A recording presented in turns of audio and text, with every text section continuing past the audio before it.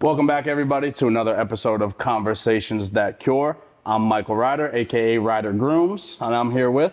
I am Pop, aka. Oh, I said it backwards.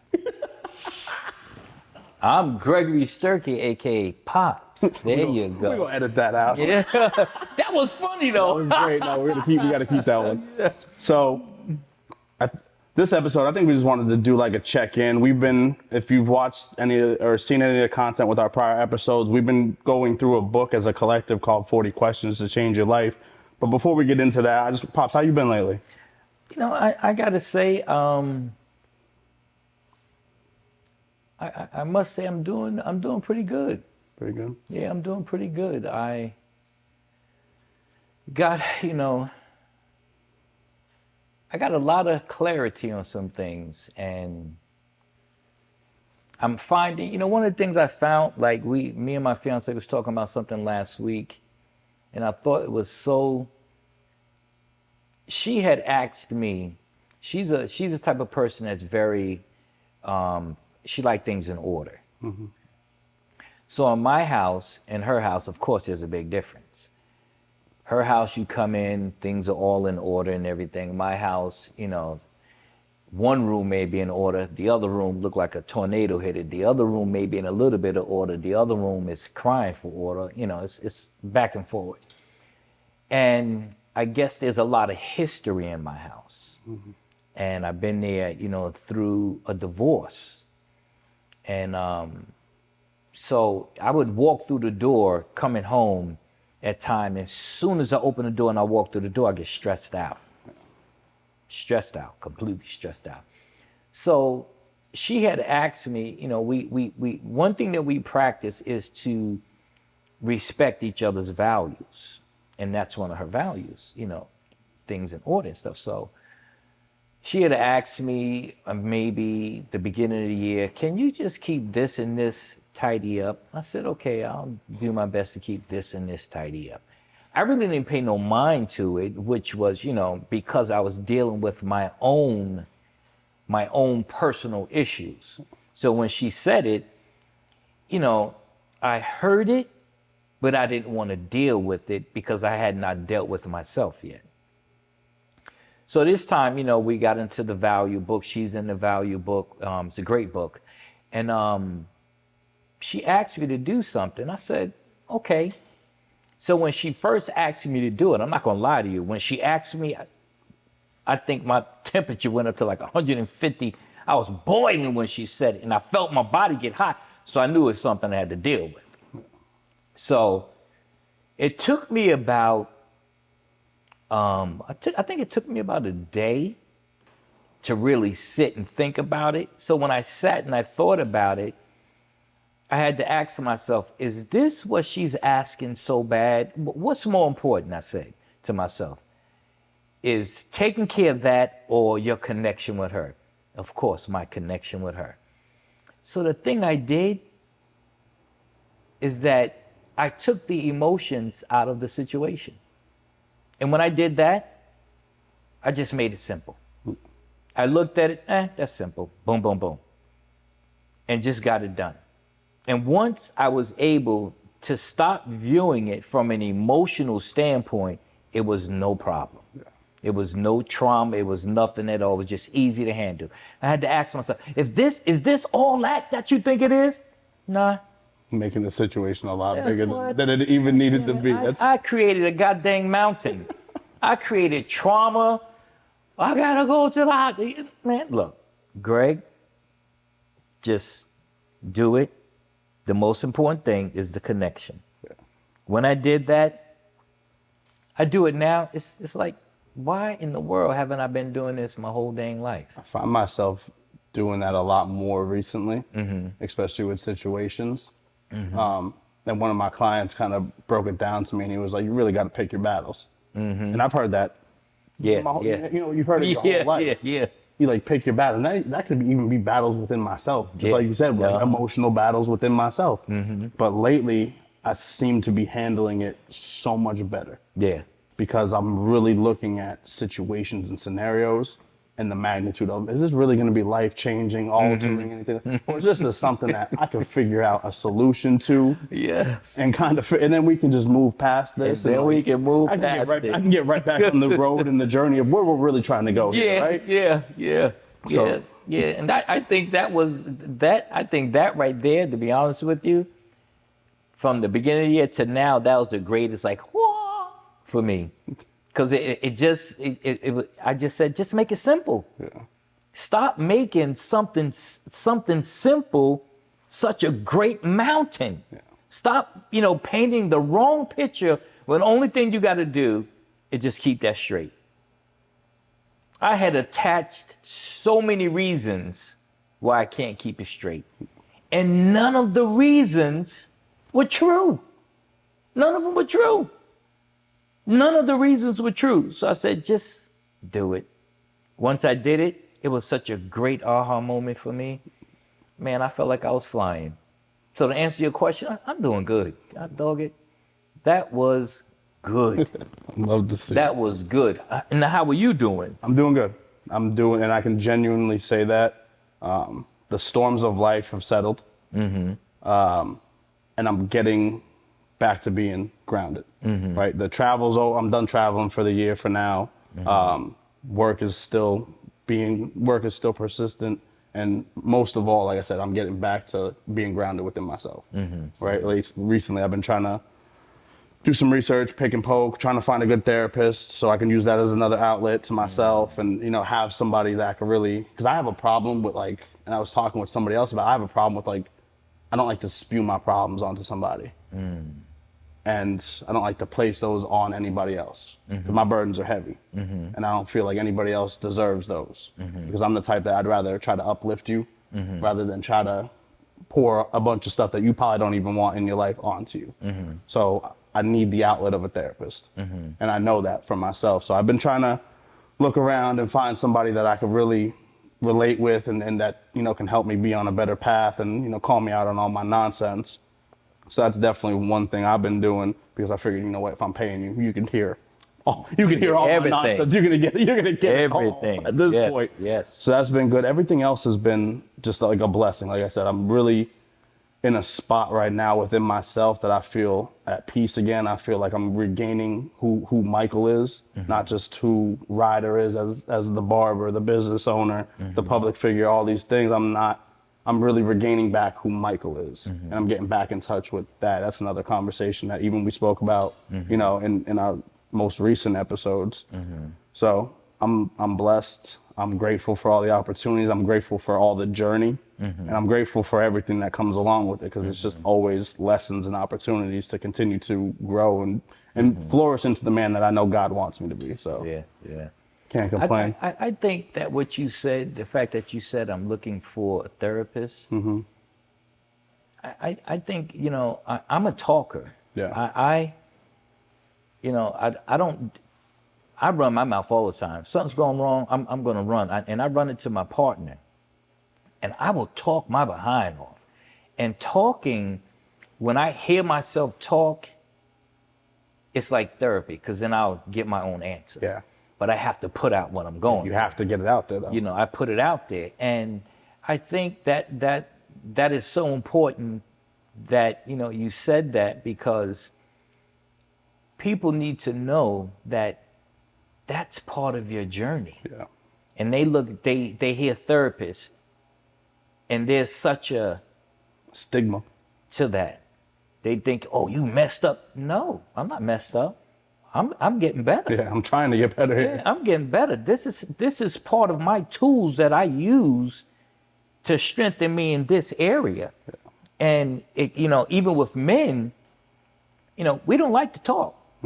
We present. I want you to see me like this. This is who I am. I'm all good. So we won't say nothing. But on the inside, we tore up from the flow up. Yeah. And we don't want to talk and say nothing to nobody. And I think that is so dangerous because the closest person next to you gets the raft of you. All of it. They get your anger, they get your bitterness, they get your disappointment, they get your doubt, they get your fears, when only thing that we have to do is share, because it's called life. It's going to happen regardless. It's gonna happen regardless. And How we deal with it is really the true testament. yeah. And I think it's so important to know that, talk to somebody. Yeah. Don't wait for somebody to ask you how you're doing.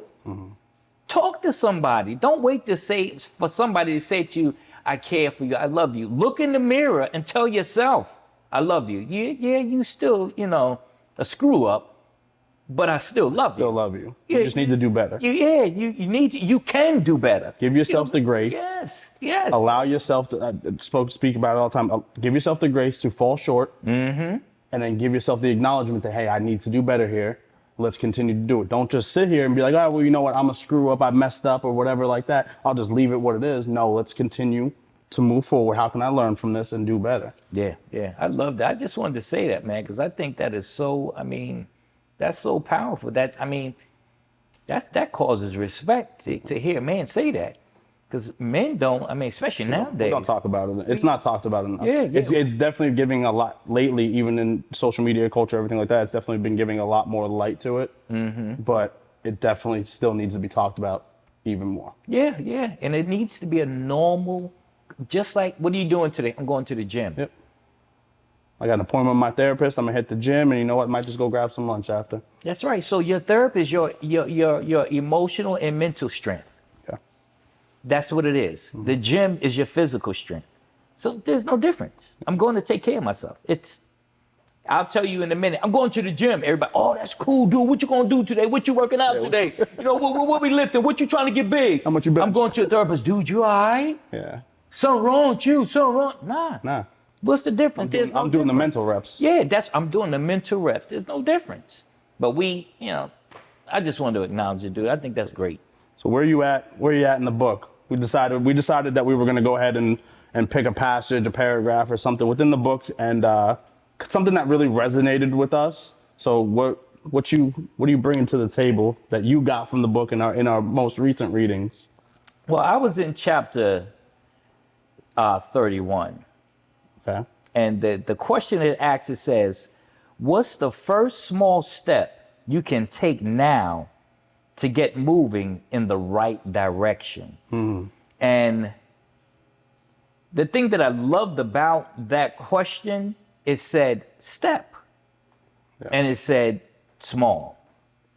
And a lot of the times I realized in my own life, I would never look at a step and say it's small and think I'm moving anywhere.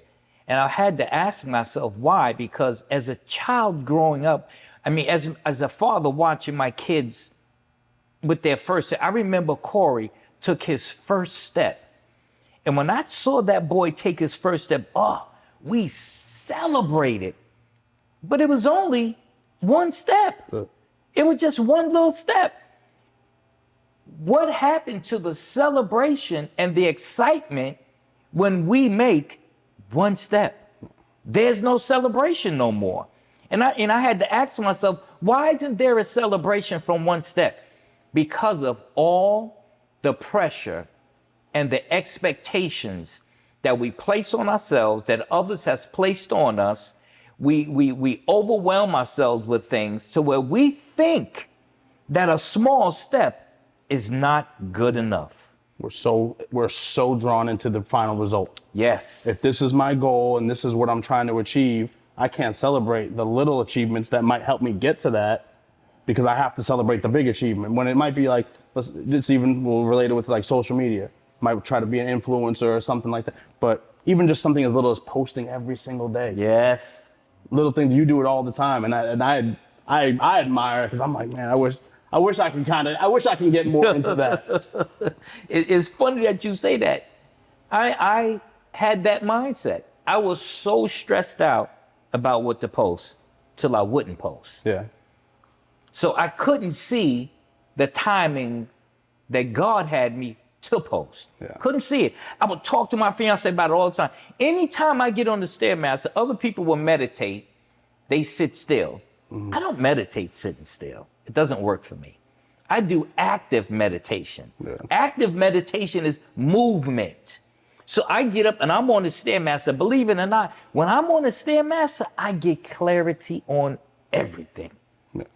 Everything I need. While I'm up there jamming and going on level 15 or 25, going crazy, I hear everything. I would get off the Stairmaster, I would sit down and talk to my friend, I'd say, I'm full of ideas, full of them. And I was like, dang, I don't have nothing to post. I can't post. Because I'm trying to be quote unquote just right, have the right thing to say. But once I say, Greg, just take one step, That's it. I realized that I was supposed to post every time I got off cardio because that's when I had the most clarity. Yeah. And missed it. And you found Missed that. it You all found the that time. and were able to celebrate that through just taking that one Just step. taking one step. And once I did that, when I get off cardio, I can put 5 messages together. Mm-hmm.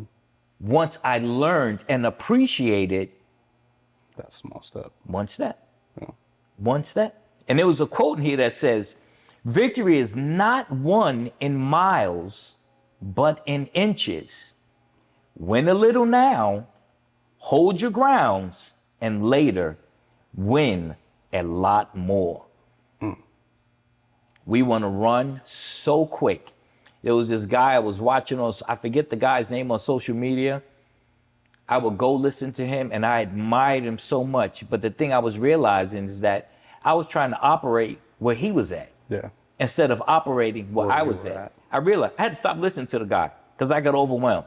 I was like, I can't do that. Yeah, of course you can't do that. You ain't been through his storm. That's not you. That's not- Be where you're at. I took a few things from him, one step at a time, one move, 1 inch at a time, and it's enough, period. It's so funny that you say that because I had 2 quotes picked out, and this one's on page 23 of the book, right? Mm-hmm. And it is better to be hated for what you are than to be loved for what you are not. Ugh. Right. So and that related so much with me because it's like, especially now, so much within society, everybody has to wear the mask. And I talked about it. Corey talks about it, right? Like the difference between the persona that we have to appeal for whether it's for the industry, as a business owner, as fathers, everything like that, right? I have to remember too, though, that like people are gonna like the authentic way more than they will the persona or the person that you think that they might want to see. Because at the end of the day, I can't uphold that image or that thing if I'm not really living if I'm not living in that certain way. Yeah. Right? Just like how you were saying, like I can't be this guy because I'm not him. Yeah. Right? So I can't sit here and preach and do everything and say, oh, you need to do this, you need to do X, Y, and Z, when realistically, I might not be living that certain way. Yeah. The imposter syndrome that Corey always talks about, right? Yeah. Like, I can't do that. I would much rather, and it's something that has happened probably in like the more recent years within myself, where it's like, I don't care how you view me. Yeah. And that's not braggadocious or having the ego or anything like that. It's just genuine love for myself and who I am as an individual. You're either gonna like me or you're not gonna like me for who I am, and that's okay. Everybody is not meant to like everybody. That's right. One of the things that somebody told me, even as like a barber, like everybody's not meant to be your client. That's right. People who genuinely like you, your vibe is gonna dictate your tribe. That's right. They're gonna come, people who I want to like be that. around you. Your vibe is gonna dictate your tribe. That's right. That's it. And That's right. those people who genuinely like you for who you are and what you bring to the table and what value you can instill in them or whatever it might be, those are the people who are going to gravitate and want to be in your circle. And those are going to be the people who are going to want to uplift you and help you in life and help you get to new levels, whatever it might be. Yeah. I love that. I mean, it's when I learned when you stop worrying about what people say, you're actually peeling off of their expectations off of your life. Yeah. You're shedding it off. You're letting it go. And then you allow yourself to attract your vibe, your tribe. Yeah. You allow yourself to attract that. You know, because I mean, like you said, everybody's not going to like who you are, and they're not supposed to like No. who you are. Everybody's not supposed to be, because we all have purpose. My purpose is not your purpose. Your purpose is not my purpose. I'm going to reach your audience. You're going to reach your audience. Yeah. But we still on purpose. Yeah. That's the most important thing, that we stay on purpose. And it's okay. I mean, people don't like that I wear pearls. Shout out to the YouTube content. I know. And you know something, they're not supposed to. That's okay. You know, that's okay. Because you like wearing pearls. Yeah. And they have the right to express it. Yeah. You know what I'm saying? And look, it's all good with me. You know, it's all good because that's their life. Yeah. You know, but this is my life. I choose to do it like this. I love the way I do my life. And, you know, that's it. That is it. But, you know, people's expectations are, you know, it's dangerous. And I think we outgrow them. We just don't, you know, just, I'm going to stop them. No, we outgrow them, realizing that, you know, at the end of the day, you know, what you think about me, it only carries power If I allow it. if I allow it. Yeah. So why am I going to give you power to not like me? Why am I going to agree with you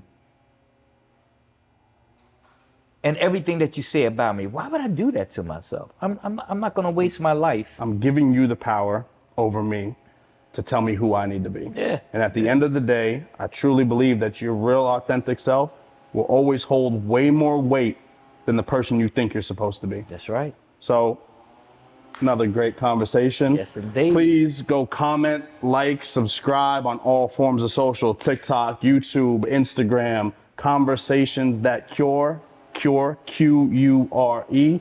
From everybody here in the team, I'm Michael Ryder, aka Ryder Grooms. I'm Gregory Sturkey, aka Pops. And we thank y'all.